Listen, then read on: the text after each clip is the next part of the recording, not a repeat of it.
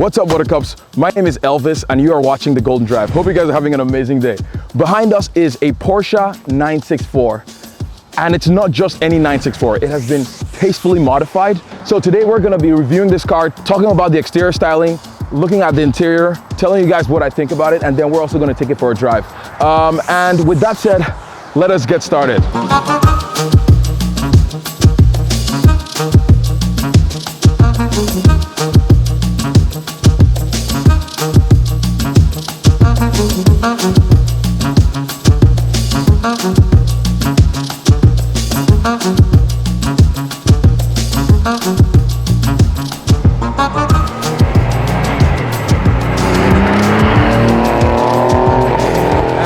You guys should meet Cor, so say hello. And so this is a Porsche 964. So just walk us through this car because first of all, thank you so much for providing this car for this review. If you guys are looking for any classic cars, Cor pretty much could get you hooked up with it. He has a dealership, it's called Cor Motorcars, and so he was the one that provided this 964. With that said, let's get started. So yeah, just give us a full tour of this car. So it is a C2, it's a 1990 C2. So it's a two-wheel drive. Two-wheel drive, yeah. C2s, right now, for whatever reason, C2s are the one everybody wants. Oh, I didn't know that, interesting. Yeah, so the C2s fetch more money than the C4s. Personally, I tell guys, you know, just buy the best car you can, whether it's a C2 or C4, but everybody's been looking for C2s. Also on the 964s, as you guys know, Singer's been Singer's been cutting them up. So. Yeah, so they pretty much keep going up in value. I mean, there's a lot of these cars manufactured, so Singer's got a long way to go before these cars start getting really hard to find. Yeah. But it doesn't help the situation. No. Not for us anyways. No.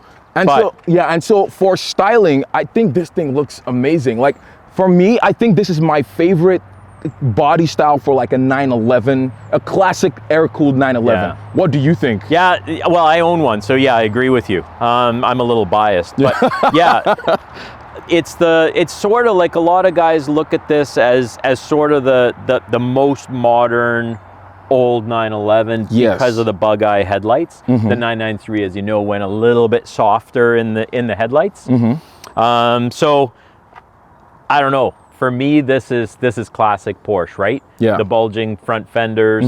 When you're looking out the windshield, you see those two haunches sitting there. Yes. I don't know. And like the 930 or the 930, not just the turbo, regular. Like they had these, like I call them like the accordion front bumpers. Yeah. So that's what makes this car a little bit. It just updates the look of the car. Yes. Some guys like it, some guys don't. But what it did do is it basically eliminated the accordion front bumper, the accordions on the front bumpers, and the steel front bumper. It just cleans up the look of the car. And it also doesn't have those two massive, what's it called, bumperettes or whatever that stick out from the back. A lot of guys on the older cars will take those off. Yeah. The Europeans got smaller ones that were spaced out a little more. But we've done a few cars where we've just removed those big bumperettes altogether and then just cleaned up the rear bumper. Yeah. For the sunroof, did this car come with a factory sunroof? Yeah, they all came with a sunroof. Okay. It's rare to find one without a sunroof, and they're actually sought after. You'd have to factory order it without a sunroof. Oh, I didn't know that. Interesting. Which is crazy. Yeah. So the non-sunroof cars are actually worth more. They come with BBSs from the factory? No, because I know some. No, you couldn't get. I don't think you could get 964s with BBS. Okay, that was a 930. These are 19-inch BBSs that never came with the car. They came from the factory. They came with 16-inch wheels, and then the option was a 17-inch wheel. Okay. So the biggest wheel that these cars, the 964s, came with from the factory were 17. Okay, I see. Yeah. It looks so good. Like it works so well and it fills up the wheel well. It does. So nicely. Yeah, I mean, that's another thing that this car has been lowered, obviously. Said it's on KW coilovers? KW coilovers, V1s, variant ones. Yeah. a really good coilover system for the car. Yeah, and they feel amazing in the whenever you're driving it. It's not too harsh, but it feels very tight. That's what tightens up the car. Those were my driving impressions from this car, and we're gonna have a full driving section later. From the side profile, it just has this thing, like there's just this really cool thing that the back does. that I just really like. It's such a gradual curve or slope. This was introduced, the motorized automatic rear wing was introduced in the 964s. Yeah, which is crazy to think, because it's like it's the early 90s / late 80s, and it's like, well, there was a lot going on with these cars, and I mean, there was a lot of technology, especially the C4s, which borrowed the all-wheel drive system from the 959, right?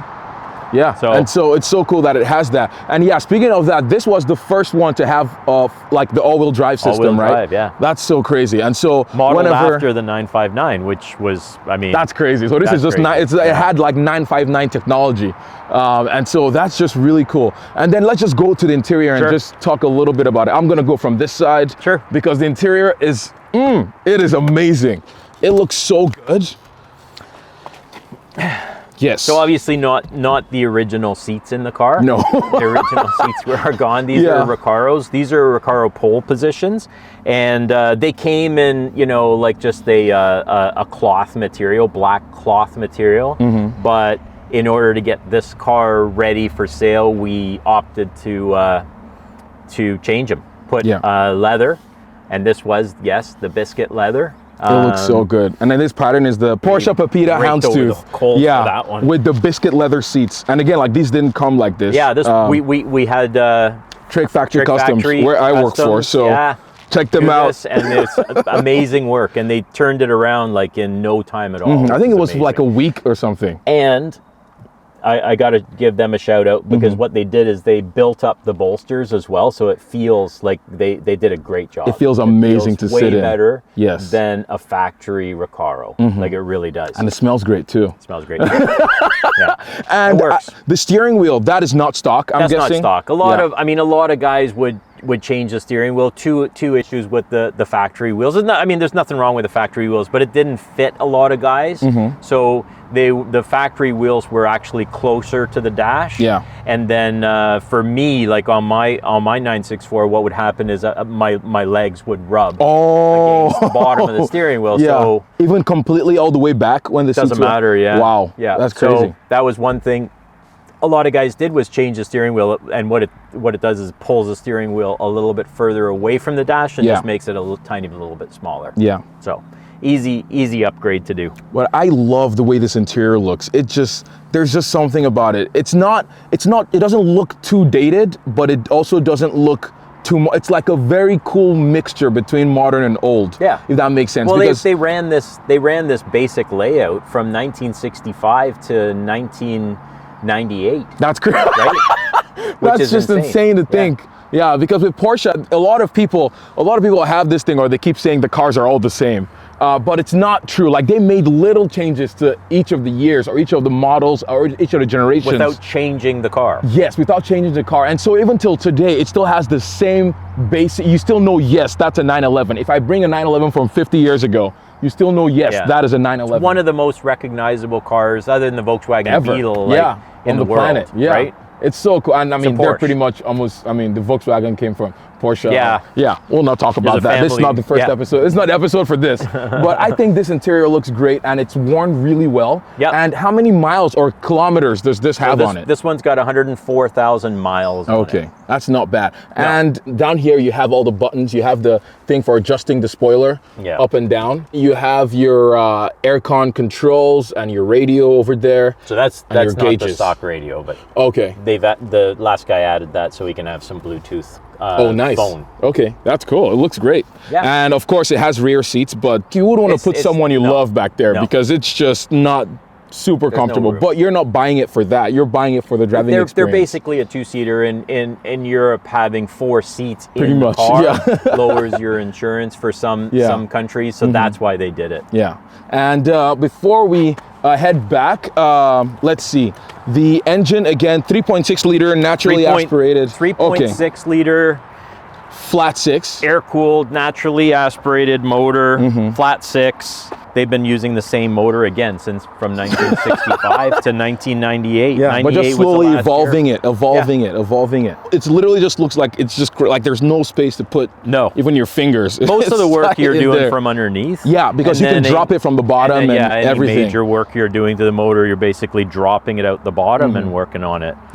Awesome. And so with that said, let's go for a drive and check out the driving impressions. This car is amazing. Also, again, if you're interested, check out Cor Motorcars. If you're interested, it's going to bring a trailer. It's going on bring a trailer. Yeah. So with that said, yeah, again, let's go on a drive. It's going to be amazing. I'm so excited to drive this thing. Okay, let's do it. So, driving the Porsche 964, has anything been done to this engine in particular? So, pistons and cylinders are stock. Yeah. Because they were in really good shape. Okay. So a lot of times, 964s or air-cooled 911s in general, a lot of times they, wait for it. A lot of times they'll get rebuilt, not because the pistons are worn out or the cylinders are worn out. I mean, unless there's a high mileage car. A lot of times these cars get rebuilt, top end rebuilt, completely rebuilt, modified, because they're leaking oil. That's a lot of times that's the initiator of a rebuilt motor. Yeah. So this one did go through that process. Okay. Top end rebuild. Again, pistons and cylinders, great shape, no reason to touch them. The owner at the time decided, no, leave them alone. A lot of guys go from a 3.6, they'll put a 3.8 liter kit in it. Okay. So does that involve stuff to the bottom end or no? No, bottom end stays the same. Okay. So when they do the rebuild, they'll do things like service-related items like valve guides, clean out the valve guides. They'll, look for broken springs, and then they'll upgrade the head studs. A lot of times 964s will the natural upgraded head stud is going to a 993 turbo, which is ridiculous. But if you're going to change them, you might as well put the strongest head studs in, because that's another problem with air-cooled 911s, especially the old 930s. They would break head studs. Broken that's crazy. Yeah, because it was just the heat cycling. Just constant hot and cold. Constant hot and cold. Eventually, they just get brittle and they break. This car, so you send the heads out, get the heads all redone, check everything, get the valve, all the valves get checked. They get cleaned, replaced if they needed to get replaced. The springs, the retainer clips, all of that stuff gets looked at, changed, cleaned. Another good upgrade to these cars is guys either put an RS cam in it or they send out the cam to get reground. This one, Rossport did it. Okay, so far reground. They've done pretty much everything that you can do. They basically, the idea is to get a little bit more horsepower out of the car, but make it more not reliable, but make it a stronger motor. Yeah. Right. So anytime the top end gets rebuilt, if the right guy's doing it, like these engines are good, you don't have to touch them again for another 150,000 miles easily. That's amazing. Yeah. So once it's done right, so you pretty much are better off if you get the car and those works haven't been done, you just do it and just forget about it. With my 964, I basically drove it until there was a we fixed the small oil leaks as they were coming up, like an oil line was leaking, valve cover gaskets leaking, that kind of stuff, until we had to pull the motor out. Once we had to pull the motor out to fix oil leaks that were coming from the top of the motor through the head studs, that kind of stuff, that's when the decision was made. You know what? If you have to take it apart, that's when you just as well. That's when you just go ahead and do it. Yeah. So, I mean, if it's not leaking, just don't touch it. If it ain't broke, don't fix it. If it ain't broke, don't fix it. There's no, unless you really want to, then do it. But if you don't have to, just leave it alone. Yeah. Yeah, they're good cars. Yeah. So, reground cams. So it's got a hotter cam in it. Okay. As you can hear right now, with the clutch pedal out. Yeah. Lightweight flywheel in it, single mass flywheel. So it rattles kind of when we're at a stop. Yeah. Stronger clutch, you can probably feel that in your left foot. Oh yeah, yeah. It has a lot of spring back. Yeah. It's like you could just you have to push it down. It's like a racing clutch in these cars. But I do like the feeling though. Yeah. Of that. It's strong. Race car vibe. Yeah.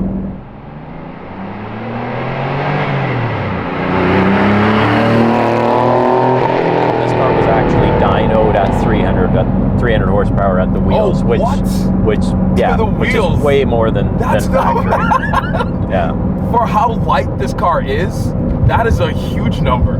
Yeah, it's way more than 250. Yeah, it's pretty easy to get the horsepower out of these 964s. And like, since it's air cooled, does it have any problem with like overheating or like any of that stuff? No, I mean, we call them air cooled, but it's oil cooled as well, right? The hottest days in summer, stuck in traffic on the I-5. And no heating issues. No heating issues. The fan goes on, off, on, off. I mean, it keeps the car cool. Yeah, that's awesome. Yeah. I'm sweating, but the car's fine. Yeah. It feels great to drive. It's just really cool. This is the first classic 911 I've driven. It's definitely different from driving a modern one, but I think that's kind of what gives it its charm. Yeah.